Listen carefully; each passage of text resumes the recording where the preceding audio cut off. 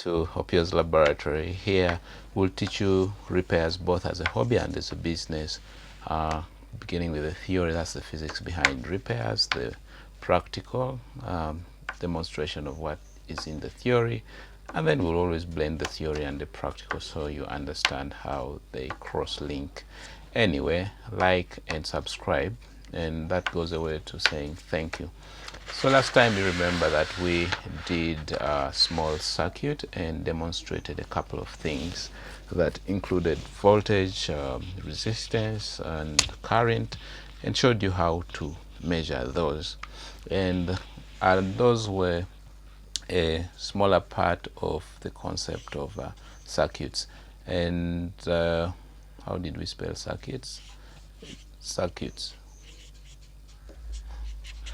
Yeah. So every time you see your device running, it's basically a circuit. And last time our circuit was something simple. That was a bulb connected to dry cells. So I thought I would sketch for you how this circuit would be drawn on paper, because you saw the real connection. That is to introduce us to the concepts of symbols. Yeah, symbols in circuits. Yeah, how would we represent a dry cell? How would we represent a bulb? How would we represent yes, a diode, or henceforth? But we hadn't studied diodes, so why are you asking for diodes? Anyway, now let's just say I'm going to represent a bulb with that, like that. Or I could just represent it as a resistance wire.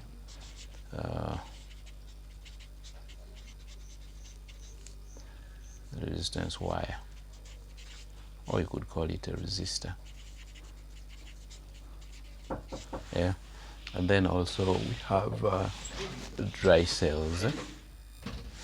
All right, so and then we connected dry cells. Now I had already mentioned that the symbol of a dry cell is the small dash followed by a big dash.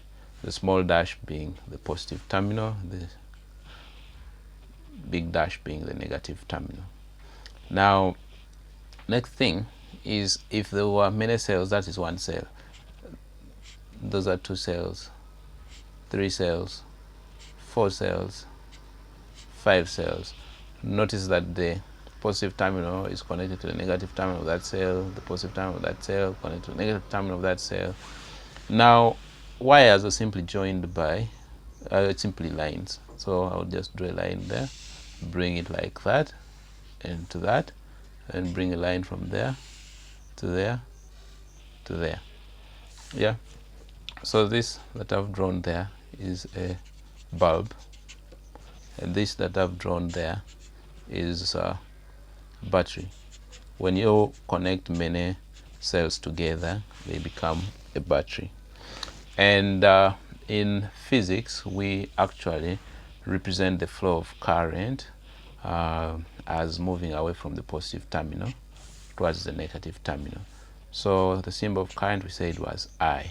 Yeah, and we know that the dry cells provide a voltage, and that is V. I can actually say from that point up to the bottom of that battery, that gives us the value of voltage. It's a potential difference. Let me try to reduce the shutter time and see if you can see my screen. Okay, I think that's visible enough. All right, so, and then this bulb, we said, is a resistance wire.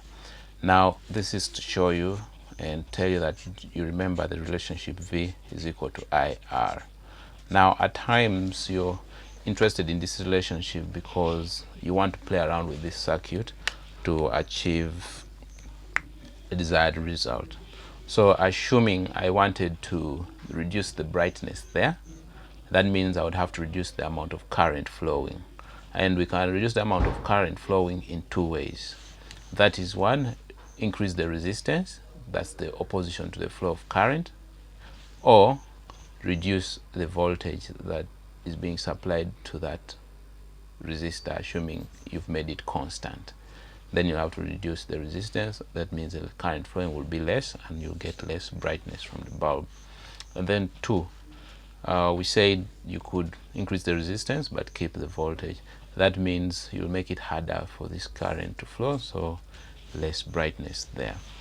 Now this is a simple circuit diagram, and why I did that is to introduce you to the concept of symbols in circuit diagrams, assuming it was drawn on paper and you were asked to connect. When you look at this, you just realize, okay, I'm connecting 1, 2, 3, 4, 5 cells to a bulb, and that's what you would do.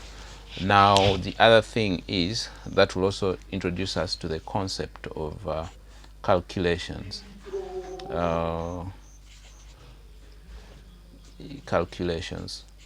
That's if you want to do calculations in electricity, to know the amount of current flowing, assuming you've given a certain voltage and you have a certain resistance value.